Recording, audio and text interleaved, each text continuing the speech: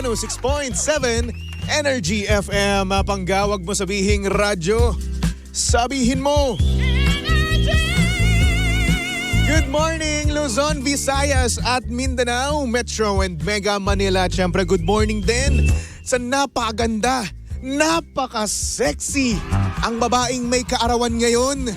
Hi! Happy birthday DJ Lindsay! Thank you, baby Toby! Happy birthday! Nasaan na ang aking longganisa? Mamaya doon ka kay Manang. Kay Manang! Kay Manang! Alam mo kasi tamad na akong pumunta kung saan-saan. Ayan na naman yung kuko mo. Hoy, hindi tumama sa kuko. Dito Tumama, ang sakit. Dito tumama. Ang sakit. Ayan na, nagnanana na. Ang kapal na mukha mo. Di, yun na, nasan na? Dapat kasi talaga dadaan ako dyan sa tapat natin. Tamad akong mag-drive-thru pa, ganyan. Alam mo, huwag ka na dumaan dun. Bakit? Bad trip ako dun. Talaga dyan sa malapit? Oo, dyan sa malapit. Bad trip ako dyan. Dahil mali yung nabigay sa'yo. Oo, tas ang tagal-tagal. Gutom na ako. Gutom na gutom ka na.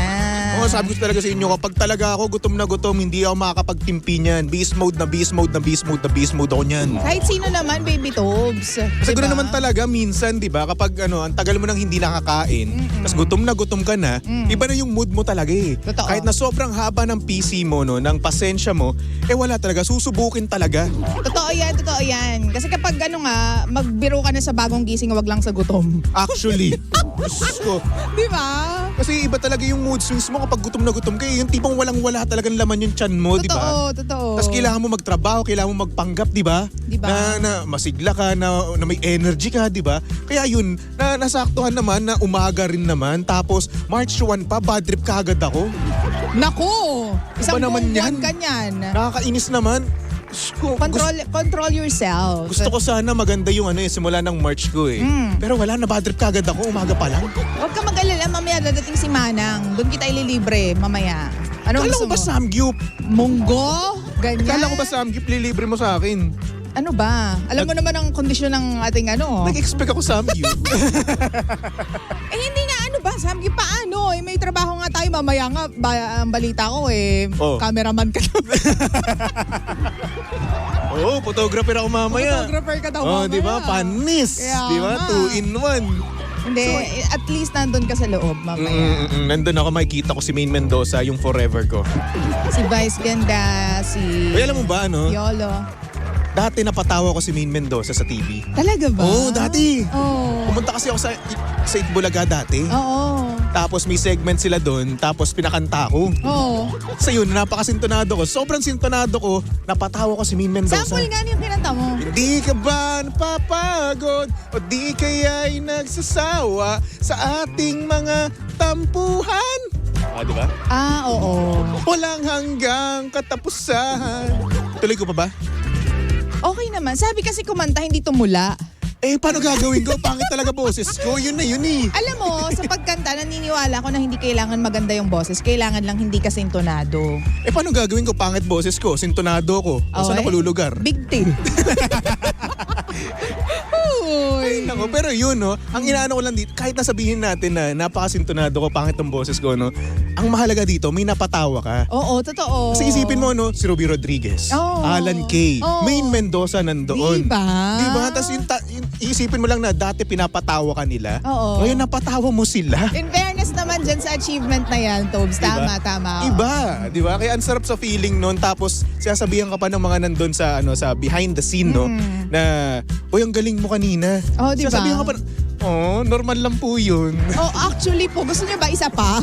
Normal lang talaga yung pagiging sintonado ko. Kayo naman. Oo, totoo po yan. Kaya nga naman ako, isa pong karangalan na ikaw po ay makapareha dito sa programang ito. Puti naman. Yan, ngayon sige. na-appreciate ko na. Mag-antanda ka sa akin. Ngayon ko palang na-appreciate ko na, Toby. Di ba? Ang sarap. Oo. Ay, nako. At saka feeling ko it's every hostess dream na mapunta dyan sa noontime show na yan. Actually, Diba? kasi syempre, di ba, icon, di ba? Makasama mo yung... Ako, idol ko kasi talaga si Jowa Pao eh. Jowa pa, actually, oo. Ayos, alam mo yung ayos. gusto ko kasi yung masaya lang, yung tawa lang ng tawa. Nanood ka na ba ng concert dati ni Jose at Wally? Hindi. Nanood kami dati, buong pamilya namin. Talagang tawa ka. Kasi Talaga napakadaming ba? tawang sinabi ko, di ba? Oo. Na Kasi as in, sobrang Sobra nakakatawa talaga. To the highest level. Oo, lahat. Andun din sila, Bossing, Tito Sen, and Joey. Andun din sila, nakakatawa. Kaya nga, gusto Sabi ko ko talaga eh. Alam mo, mahilig din akong manood sa mga comedy bar. Tapos talagang, alam mo yung pag gusto mo mawala ng problema or makalimutan yung problema mo, yun. Kasi, Diba? wala lang, laughter is the best policy. Actually, best policy.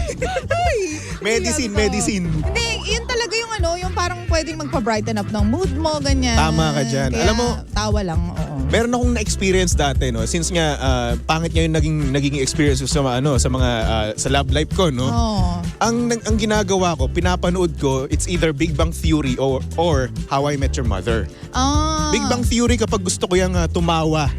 Tapos kapag gusto ko naman ng life lesson, How I Met Your Mother. Oo. Yun. Ang high-end mo dyan sa part na yan. Hindi diba? alam yan ng mga magtataho na nakikinig sa atin.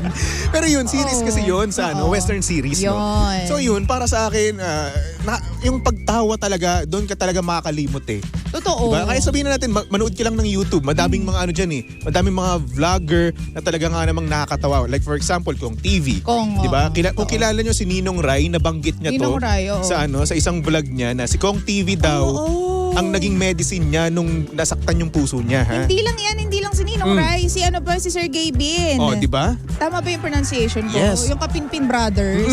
Talagang nung nakita niya si Kong, talagang naiyak Umiyak siya. talaga eh, no? Oo. Kasi parang kaya ako nagpursige na, sabi niya nga, kaya ako nagpursige ng ganito kasi gusto kong makasama ka, ganyan, makita ka. Tama. Grabe, alam mo yun, naiiyak din ako pag mga ganun. Aww. Promise, wala lang, mababaw kasi yung luha ko yun, dali ako maiyak. Pansin ko nga. Madali talaga ako umiyak. Oo. Oo. Pero alam mo, nakakatuwa lang din na at some point tayo, no, bilang radio DJ, no, ang sarap lang din sa pakiramdam na ngayon nakakatrabaho natin yung iba sa icon sa radio industry. Sino yung pinaka, sige, go muna. Like for example, Papa Jackson, Oo, Kuya naman. Chico. Oo, naman. Ko elementary pa lang ako, pinapakinggan ko na sila.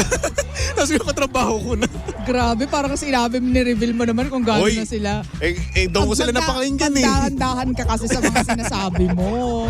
Doon ko sila napakinggan kasi. Sa lahat, bukod sa mga katrabaho natin, sino yung pinaka masasabi mo na eto na yung pinaka the best na, alam mo yung pinaka mataas na parang achievement to, ganyan, milestone to for me dahil Lindsay. nakatrabaho, ano ba? Diba? Hindi nga. Yung tipong nakatrabaho ko to, oh my gosh, dati talaga, bukod sa mga katrabaho natin ngayon. Pwede ko masabihin? Gets ko na yon. Grabe ka, muntik na. Sasapakin kita, Toby. Nakakalong gusto mo mamemohan tayong dalawa dito. Ay, nako. Uy. Bukod doon, gets ko na yon. Okay, sige. Yun. Sino Kasi, pa? kasi syempre nakatrabaho ko sila kasi parehas kami ng kumpanya dati. Politiko. Politiko wala pa? Ako kasi, politics, Senator Poe, Senator Cynthia Villar, nakatrabaho na sila. Sino pa ba? Sa iba naman, nakapartner, Sam YG. Sam YG. Oo.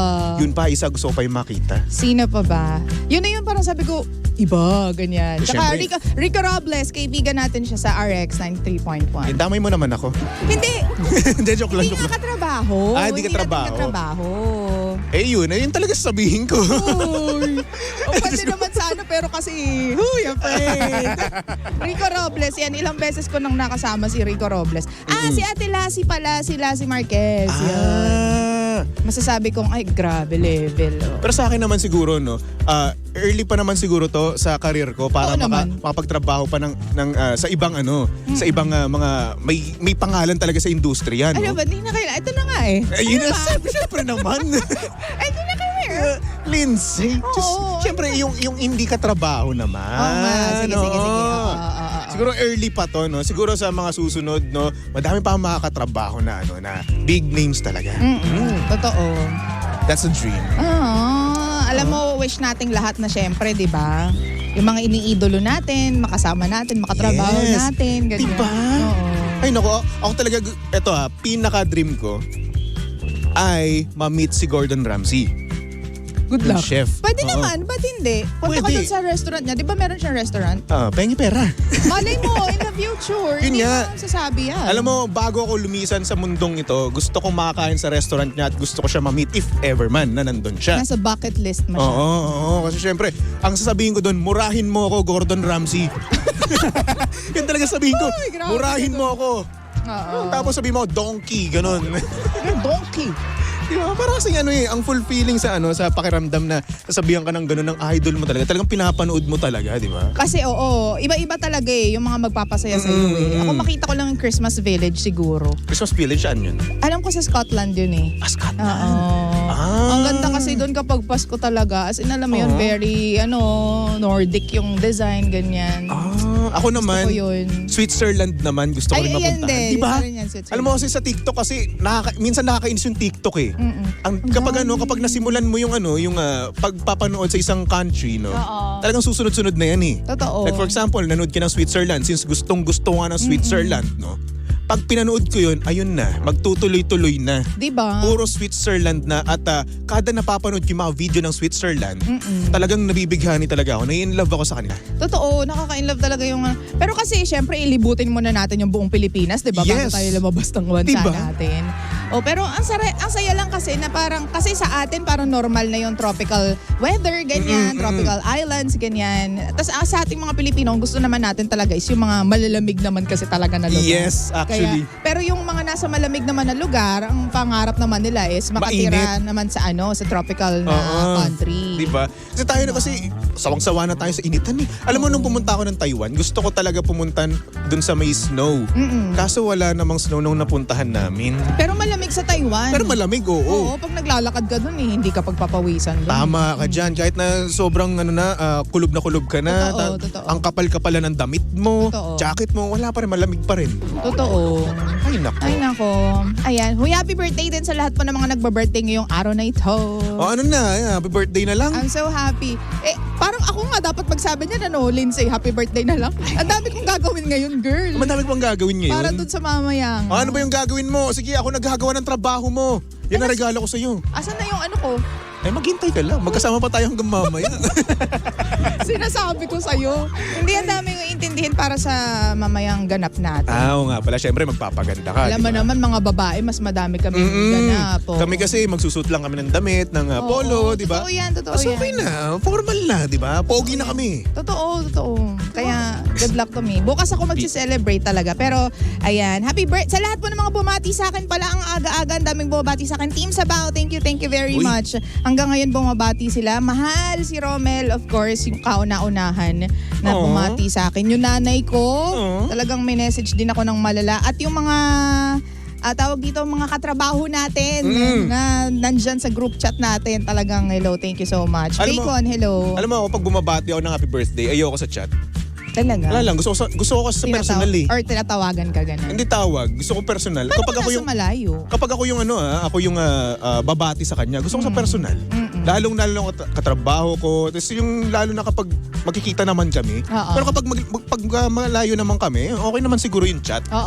Pero kapag malapit, di ba? So mas gusto ko sa personal. Effort, di ba? Wala man akong regalo sa'yo, at least nabati kita ng personal. Oo. Wala lang ako, basta batiin lang ako kahit anong paraan. Kasi that means naalala ka niya, tsaka nag-effort siya kahit ano pang paraan yan. Ito yung effort ko sa'yo ha. Happy ano birthday. Yan? Ano yan? At may God bless you, DJ Lindsay. Yeah, At syempre thank you so mag-iingat much. ka. And career-wise, I know, alam mo na yung gusto mo. At alam ko namang makakamit mo yan. Yun na yung regalo ko sa'yo. Ano ba yun? Ha? Alam mo kung ano yun na yun. Basta yun na yun. Ay, kung ano man yung maisip ko, yun na yun. Tapos, eto pa ha. Hiling ko na lang, magka-baby ka. Alam ko humahawa ka ngayon dyan sa tiyan mo. Wala, Meron baby ba? Toby. Wala. Mamaya, chika ko sa'yo. Sige. Ay, meron na? Hindi nga. Magkakaroon na ba ng Andrew Jr.? Bakit ko talaga yung mukha mo? Nakakaloka ka. Alam mo, pag talaga Andrew pinangalan mo, no?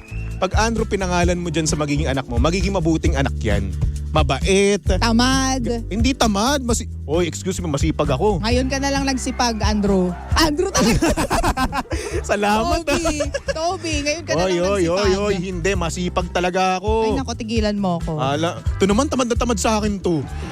Kasi, alam mo na yon. Hindi. Napapagod ako sa kaka-explain ng katamaran mo, Toby. Araw-araw na lang na ginawa ng Diyos. Ayan, Sakit. Diba? Pero thank you so much po talaga ng malala. Bilang regalo ko sa iyo, i-renew ko yung ating pagkakaibigan. Yun na yung regalo ko sa iyo. Uy, kahit wag na, okay lang ako. I'm good. Uy, charing. Ay nako. Salamat. Uy, binabati ko nga pala yung pamangkin ko. Second honor siya. Ay, second honor. Manang-mana ka sa akin. Fairness naman. Congratulations. Pag pinagmamalaki ko lang na ano lang siya, transfer siya from other country, by the way ha. So medyo nag-a-adjust pa siya. Pero Wait, ayun, nasaan yung pamangkin mo na yan? dati kasi nasa Dubai siya, di ba? Doon Oo. siya nag-aaral. Oo. So iba naman yung curriculum doon, iba yung curriculum dito. Ah, dito na siya ngayon. Oo, dito na siya ngayon sa Pilipinas. mas advanced So kasi. nag-ano pa sila, nag-adjust siya. Pero ayun, second honor lang naman pamangkin ko. Oo. Manang-mana lang po yan sa akin. Ako po nagtuturo sa kanya araw-araw, Yan, gabi-gabi. ganyan tayo. Kapag magaling, mana sa akin. Kapag Siyempre, kapag loko-loko, hindi sa akin yan. Pag puro kalokohan, mana sa iba. Oy, Emmanuel Miquela, I love you. Yan, congrats. Congratulations. Meron ka sa akin Transformers. Ayan, oo. Anyway, mga pangga, susunod na ang napakaganda, napaka-sexy DJ Lindsay para sa programang Lihim ng Liham. And of course, nakakasama mo at nakalandian ng hot baby boy ng radyo. Walang iba kundi si Baby Toby. And of course, si Baby Toby ay pwedeng-pwede niyong stock sa lahat ng kanyang social media accounts. Hanapin niyo lang Baby Toby 1067. Alright? Alright. Okay, so mga pangga, tumutok lang dito sa number 106.7 Energy FM. Pangga, wag mo sabihing radyo. Sabihin mo, For all that time.